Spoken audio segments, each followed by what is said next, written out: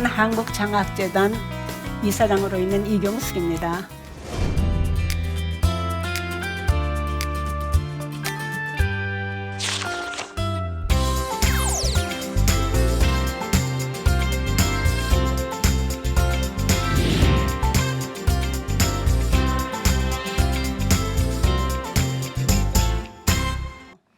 저는 오늘 멘토링에 대해서 말씀을 드리려고 해서 좀 이렇게 자료를 쭉 살펴보니까 멘토링이 너무 흔하게 많이 사용되고 있어요.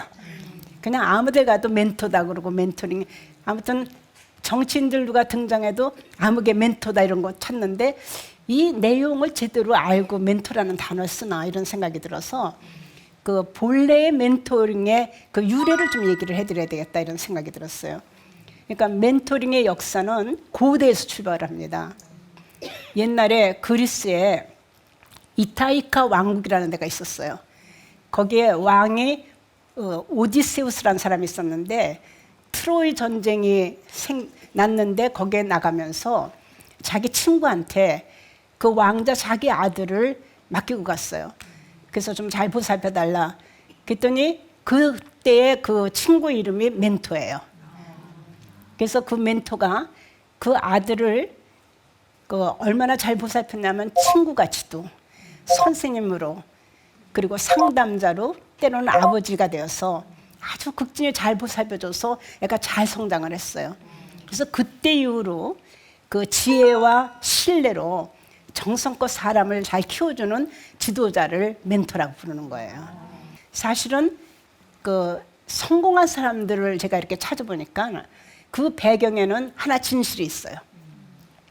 그게 그 사람이 필요할 때, 그리고 힘들 때 보살펴주고 이 방향을 정해주고 지도해준 사람이 꼭 있었더라고요. 그런 사람들이 멘토예요.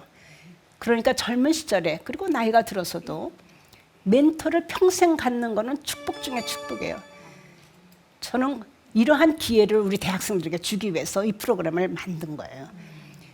멘토가 되는 분들은 그러니까 상당히 능력도 있어야 되지만 성품이 좋아야 돼. 왜냐하면 본보기가 돼야 되잖아요. 리더십이라는 것이 사실은 멘토링의 마지막 단계가 리더십이거든요. 그러니까 역할 모델을 보여주는 거예요. 그러니까 리더십을 다 교육을 시키고 마지막 단계의 리더십 교육이 뭐냐면 롤 모델을 하나 보여주면서 이 사람을 닮아라 이런 거거든요. 그러려면 본보기로 닮은 사람은 얼마나 많이 갖춰야 되겠어요. 인격도 갖춰야 되고 성품도 좋아야 되고 모범적으로 윤리적으로 도덕적으로 깨끗해야 되고 뭐 이런 건 모든 게 모범이 돼야 되잖아요. 그래서 제가 멘토링 하는 걸 이렇게 옆에서 보면은 정말 상호간에 굉장히 긍정적인 효과가 있는 프로그램이구나 그렇게 느끼는 것이, 멘토들은 그럼 모범이 되기 위해서 굉장히 몸조심들을 하시고 그리고 상당히 여러 가지 준비를 하시면서 실력도 쌓고 이러는 걸 봐요. 근데 또 멘티들은 그분들이 별로 대가 없이 자기의 인생 경험, 지혜, 지식, 기술 이걸 그냥 공짜로 가르쳐 주니까 감동하죠. 남이 그 사람을 미래 우리나라 인재를 위해서 그냥 도와주고 있는 것을 아니까. 그리고 학교에서 배울 수 없는 거를 거기서 배우잖아요. 실제 체험한 것들.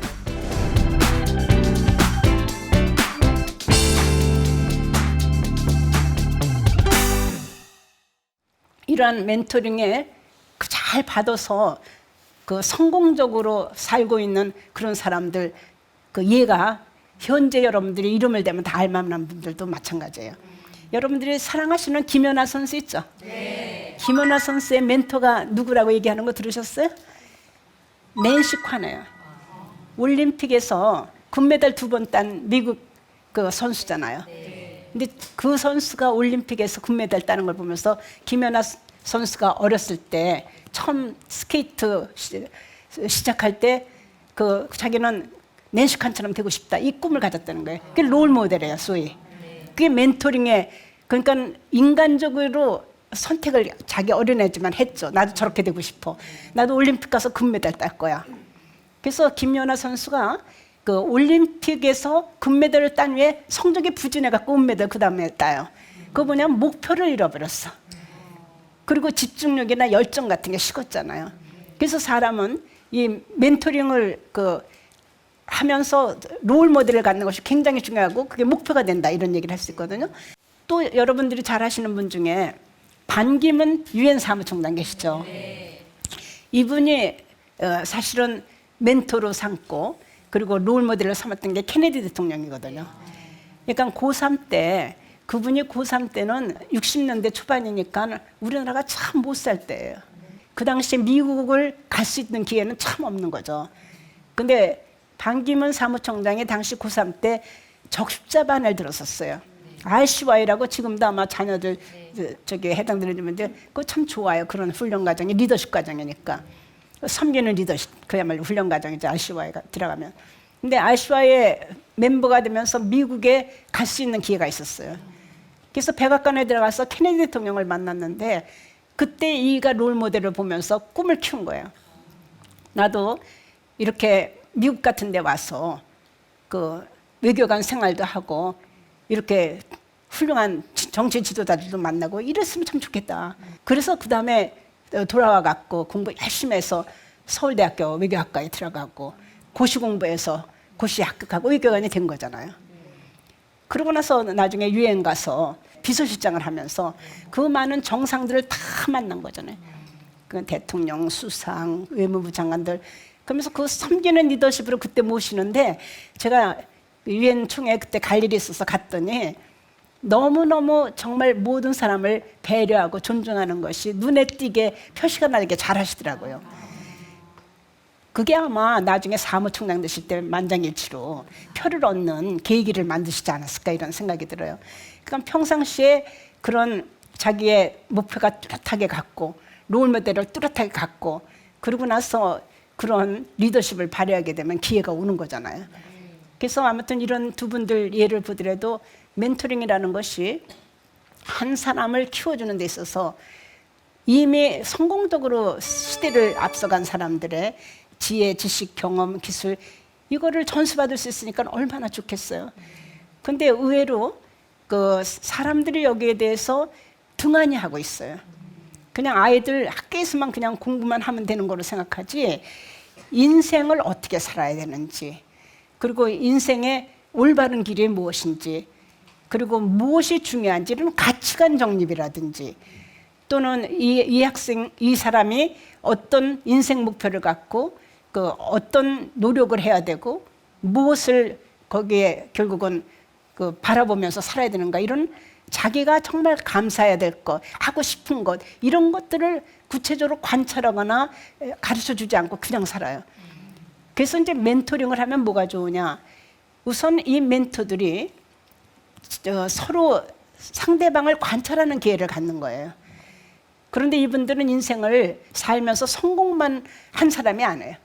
그 성공하기까지, CEO 되기까지 고난, 역경, 실패, 온갖 걸 다 거치면서 성공까지 온 거거든요. 그러니까 이 학생들에게 그걸 다 얘기를 해주는 것만으로도 결국은 참고가 될 거 아니에요. 사람들을 주변에 갖는 것이 굉장히 중요하다, 이런 생각이 들어요. 아무튼 제 얘기를 조금 할게. 제가 어떻게 멘토링 덕분으로 그래도 오늘 여러분 앞에서 이렇게 강연할 수 있는 기회가 되었는가. 저는 사실 은사들을 참 잘 만났어요. 근데 그 시작은 고3 때부터 시작이 됐어요. 그러니까 고등학교 3학년 때 제가 그 S대 법대를 가기로 원서를 준비하고 있었는데 그 숙명여대에서 학력고사라는 거를 보면서 그 공부를 제대로 하고 미국 유학 갔다 오면은 교수까지 그 보장을 하는 그런 프로그램이 나왔어요. 그때 그게 특성장학생이라는 프로그램이에요.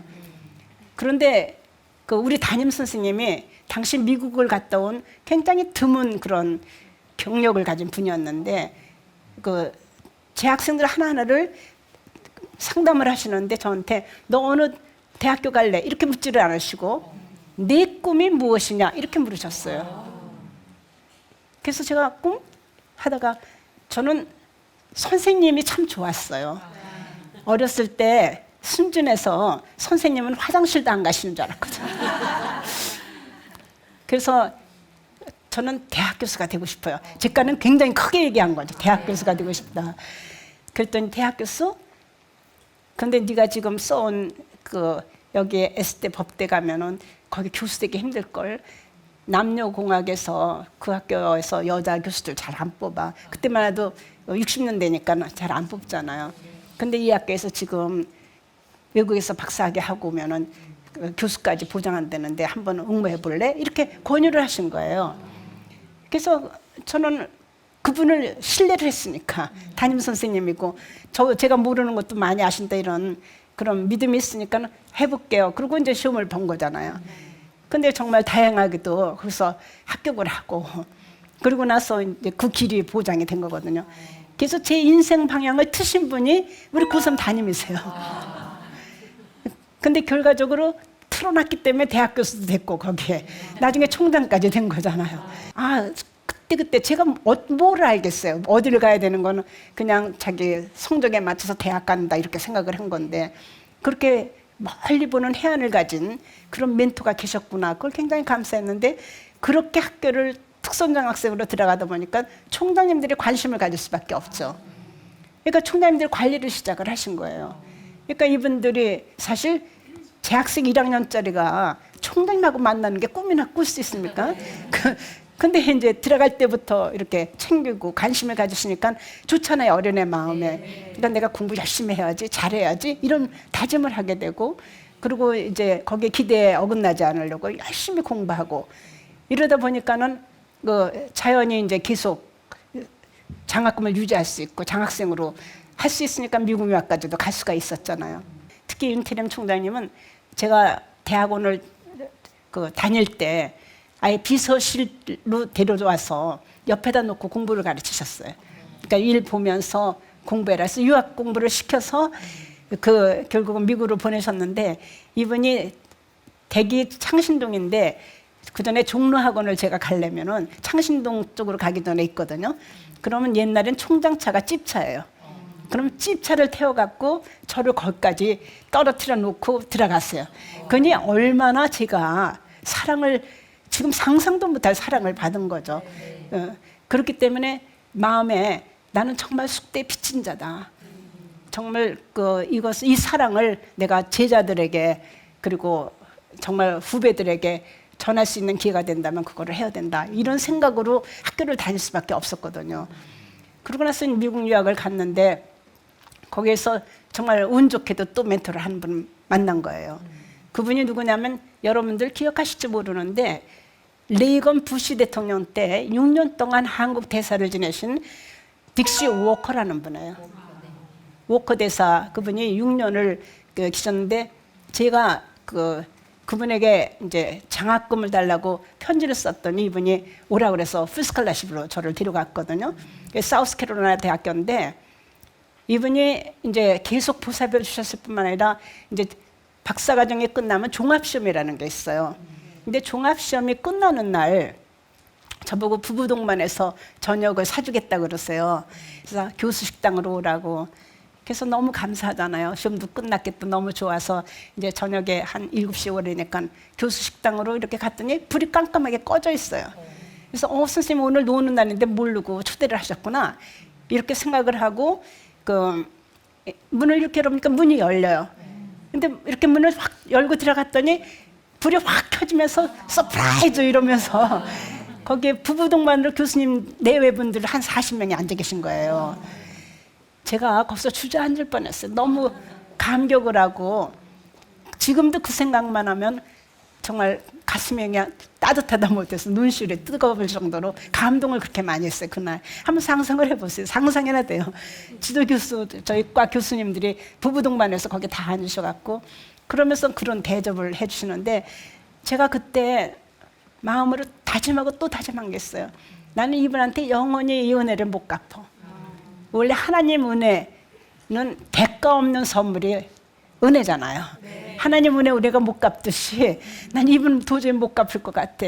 한 가지 갚을 수가 있다면 내가 이 다음에 대학 교수로 간다면 거기에서 우리 제자들한테 후배들한테 이 사랑 전하고 싶어. 지금도 다 그렇게 그분이 저한테 할 만큼은 못해요. 그러나 제가 교수로 있을 때 그리고 총장으로 했을 때 정말 우리 학생들을 진심으로 사랑했어요. 근데 그것이 우리가 남을 섬길 때 사람을 보지 말고 하나님 보고 섬겨야지 잘 섬기듯이 저는 학생들이 좀 미운 짓을 하고 말썽을 부려도 그 교수님을 생각하면 그게 예뻐 보이는 거예요.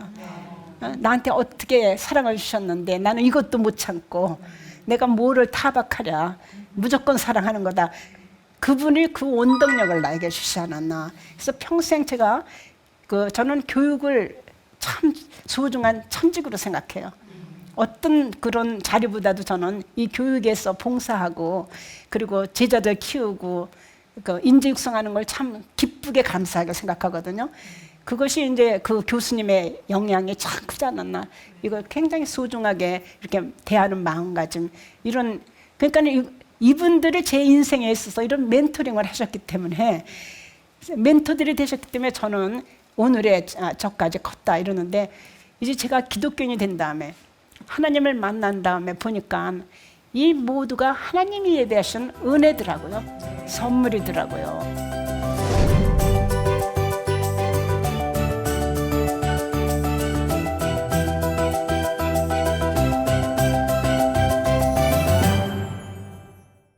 그런데 제가 기독교인이 된 다음에 정말 감사하게도 돌아가시지도 않고 좋으시지도 않고 늘 저를 보살펴 주시는 분이 계시더라고요.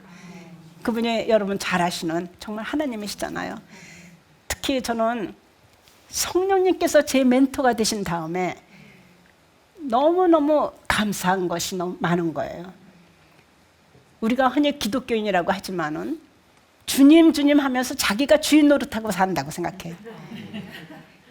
자기가 할 수 있는 건 다 하고 아쉬울 때 힘들 때만 주님 그러고 주인 자리 내드리거든요. 근데 우리가 진심으로 주님이라고 불렀으면 주인 대접해드리고 나는 그 종 노릇하면서 청지기로 심부름꾼으로 살면은 하나님이 참 기뻐하시잖아요. 정말 함께 하시는 그 성령님보다 우리가 앞서가지만 않으면 인생의 실수도 그렇게 크게 안 하는 것 같아요. 그분이 주시는 지혜나 능력 이런 걸 힘입으면 우리 인간적인 능력이나 지혜나 생각보다 훨씬 정말 크고 항상 바르고 정확하고 좋은 거잖아요. 근데 그것을 실천을 우리가 안 하고 살거든요. 그래서 저는 이 멘토링에서 성령님을 한번 내 멘토로 정식으로 모시자. 그리고 이제 성경 그렇게 하려면 어떻게 하냐 보니까 성경 말씀을 읽는 수밖에 없어요. 하나님이 말씀으로 해서 성육신 되신 거가 결국은 예수님이시니까 결국은 우리가 말씀을 하고 가까이 있을 수밖에 없어요. 우리 친구들도 자주 만나면 친해져요. 저는 부부를 보면 많이 닮더라고요. 왜냐면 같이 살다 보면은 말하는 거, 생각하는 거, 먹는 거 뭐 이런 게 비슷해서 이렇게 날씬한 집안 애들은 다 날씬하고 부부도 좀 비대하면 좀 비대해주고 같이 그러는 것이 식생활도 비슷하니까 이런 것 같아요.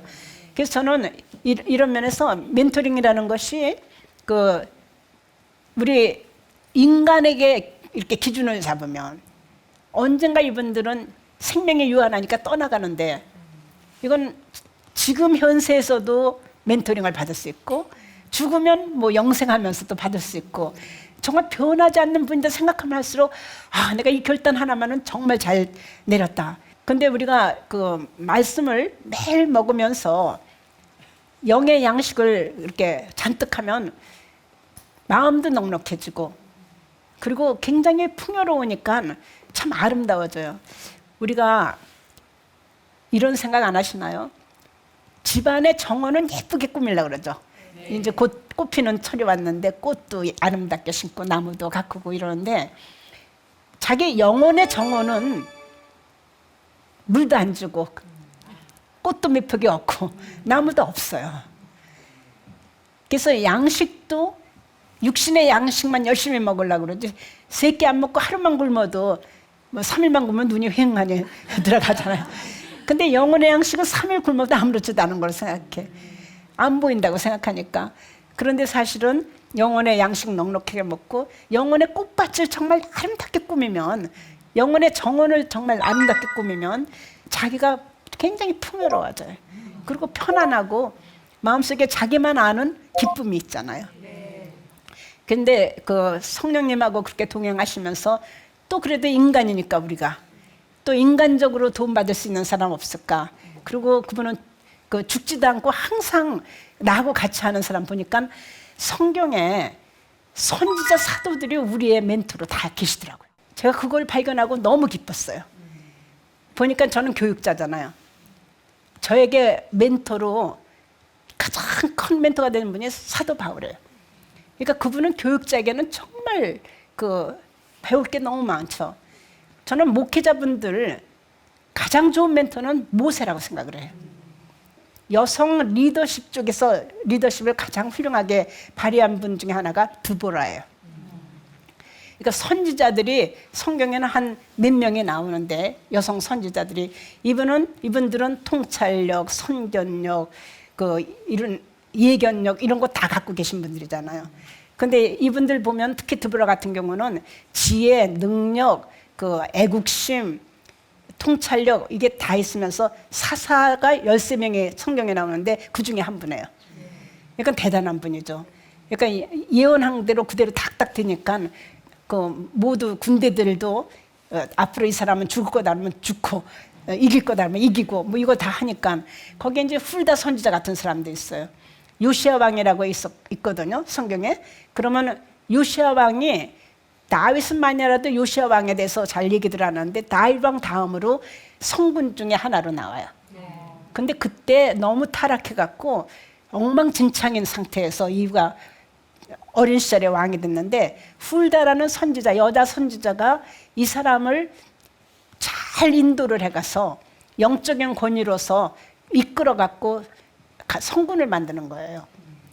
그러니까 이런 분들이 어떻게 했나 이렇게 보면 결국은 많이 기도하고 담대하고 용기들이 있어요. 그러니까 결단 탁탁 내리고 그건 뭐냐? 하나님을 의지하니까 겁이 없는 거예요. 자기 거를 들여다보고 있으면 걱정이 되고 근심하고 겁나잖아요. 근데 하나님께 딱 그 말씀대로 강하고 담대하라 그러면 그냥 강하고 담대하면 돼요. 지금은 못하겠는데요. 조금 앞으로 좀 생각해 봐야 돼. 이러면 절대로 못하는 거고 항상 기뻐하라 그러면 그냥 항상 기뻐하는 거예요. 근데 이렇게 슬픈 일이 많은데 어떻게 기뻐합니까? 이러면서 기뻐할 수가 없는 거죠.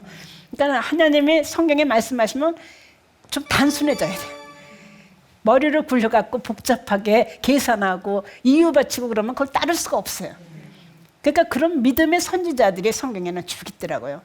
그래서 보니까는 후세대를 잘 키운 그런 선지자들이 멘토로 어머니들은 특히 제가 몇 분을 말씀드릴게요.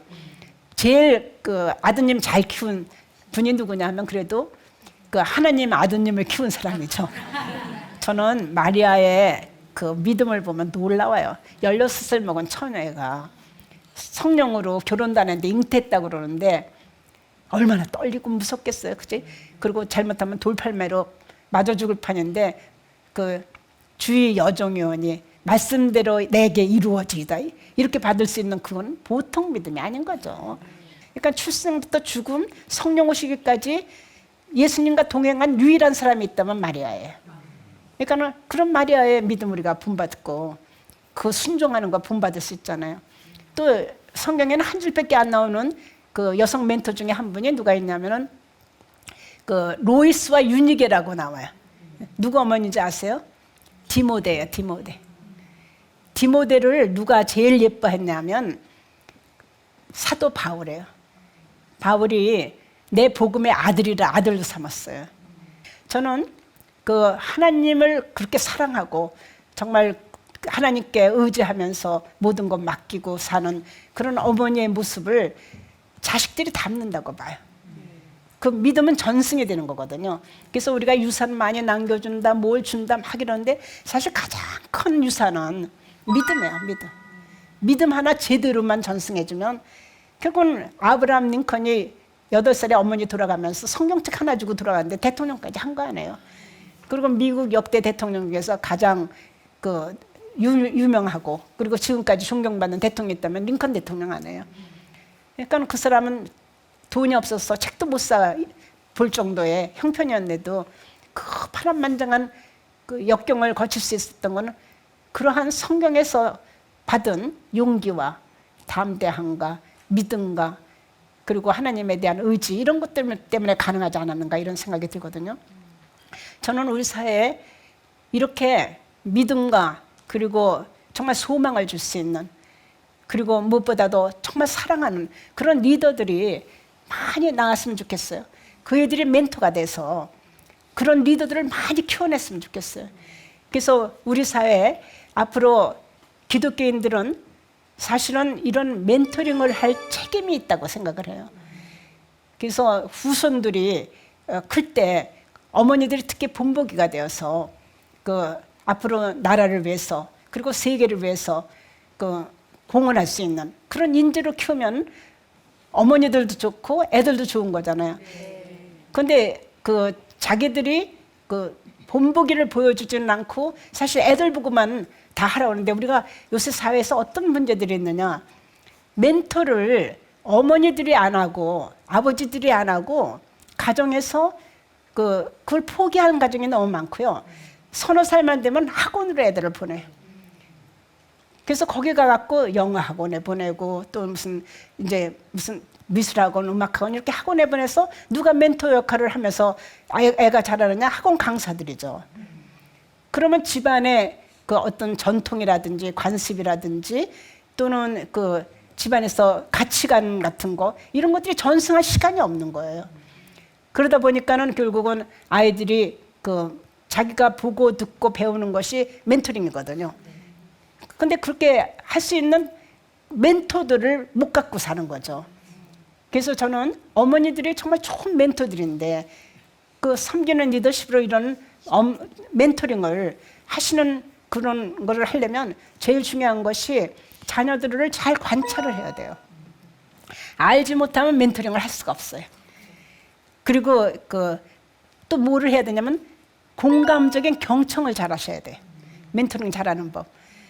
사람들은 이렇게 말을 하면 커뮤니케이션이 잘 된다고 생각해요. 근데 제일 좋은 커뮤니케이션은 잘 듣는 거예요. 우리 귀 두 주죠. 입은 하나잖아요. 그 이유가 있어요. 하나님이 잘 들으라고 두 개를 줬거든요. 근데 말만 한다고 듣지는 않고.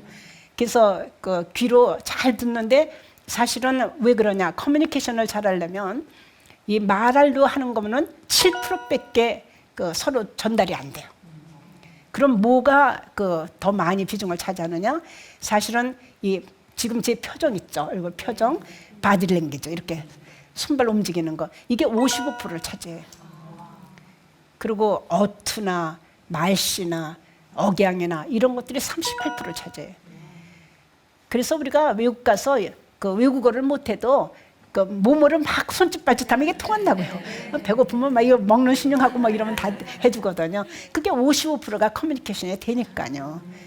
그렇기 때문에 우리가 이렇게 멘토링을 할 때 제일 중요한 것이 상대방이 무슨 얘기를 하는지를 경청을 하면서 그것도 공감적인 경청을 해요. 되게 이런 얘기를 들을 때면 얼굴은 그냥 쳐다보고 있는데 속은 딴 생각하는 거예요. 그리고 또 어떤 생각하냐, 이 사람 말 맞는 것 같아. 또 평가를 하고 있고, 그 다음에 이거는 내 생각에 맞아. 이건 틀린 것 같아. 또 이제 판단을 하고 있고, 그리고 또 잘하다면 이건 이렇게 말하면 더 좋은데 이렇게 충고를 하고 싶은 마음이 들어요. 그러니까 있는 그대로 그냥 듣고 맞장구 쳐주면서 웃으면서. 흔히 직장에서도 무슨 운동을 하냐면은 미인 대칭이라는 거래요. 미인 대칭. 미소 짓고 인사 잘하고 그다음에 대화하고 그러면서 칭찬해주는 풍토. 이것을 결국은 잘하면은 대인관계가 좋아진다는 거예요. 그렇기 때문에 저는 멘토링을 하면서 학생들의 마음을 열고 그리고 대인관계가 좋게 하는 방법도 가르쳐주고 그러면서 그 아이가 성공적으로 정말 행복하게 잘 자라게 해준다면은 그게 우리 후세대가 굉장히 번성하고 좋아지는 거잖아요. 그럼 저는 학교 폭력 문제도 없어진다고 생각해요. 요즘은 인성교육 문제라든지 학교 폭력 문제 뭐 이런 거 많이 화두로 나오는데 사실은 멘토들이 이 역할을 해줄 수 있지 않냐. 우리 사회, 저는 우리 대한민국을 참 자랑스럽게 생각해요. 사실 제가 학교 다닐 때 원조 받는 나라였거든요. 근데 지금 원조 주는 나라가 됐잖아요. 그리고 G20 정상회의 같은 거 하면서 우리가 변두리 국가였는데 세계 중심 국가가 되는 그런 기분을 느끼면서 너무 감사하더라고요. 저는 이러한 자랑스러운 대한민국이 되는데 우리 자랑스러운 그 멘토들이 많이 나서서 우리 인재들을 계속해서 키워내야 되지 않을까 이런 생각이 듭니다. 그래서 여러분 한 분 한 분이 정말 멘토 준비를 하셔서 가정에서부터 멘토링을 잘 하시기 바랍니다.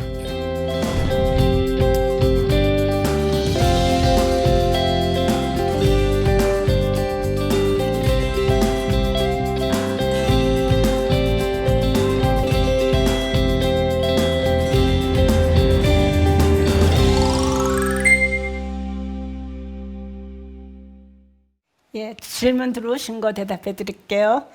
멘토의 자질은 무엇이냐? 멘토 자질은 저는 뭐니 해도 그 성품이 좋아야 된다고 생각해요. 능력은 기본이지만 능력이 있어야 가르치잖아요, 뭐를. 그런데 인간성, 됨됨이가 제대로 돼 있어야 될 것 같아요. 보고 배워야 될 사람이기 때문에 그 사람이 본보기가 돼야 되잖아요. 그러니까 가치관도 똑바르고 그리고 이 사람이 도덕적으로나 윤리적으로 정직하고 깨끗하고 좀 뭔가 내 자녀를 맡겨도 그대로 배웠으면 좋겠다. 판박이처럼 배워갖고 왔으면 좋겠다. 그러니까 멘토 선택할 때 그런 자질 있는 분들한테 맡기면 틀림없죠. 그분 정도로는 키울 테니까요. 그리고 사람들은 자식들 나는 이 정도지만 나보다 자식이 훌륭해지기를 바라잖아요. 그러니까는 멘토들도 그 심정인 것 같아요. 자기보다는 더 나은 거 막 이렇게 보여주려고 그러고 가르쳐 주려고 그러시더라고요. 그래서 그런 자질들이 멘토로서 필요하지 않을까 생각이 듭니다. 네, 고맙습니다. 음악 안에는 하나님의 굉장한 섭리가 심겨져 있는데요. 베토벤이 벌떡 일어나가지고 이렇게 친대요. 도미솔이 삼위일체 하나님을 나타내시는 겁니다. 모든 만물 중에 다 심어 놓으셨어요. 거기에서 발견해봐요. 아니 음악에만 있겠어요?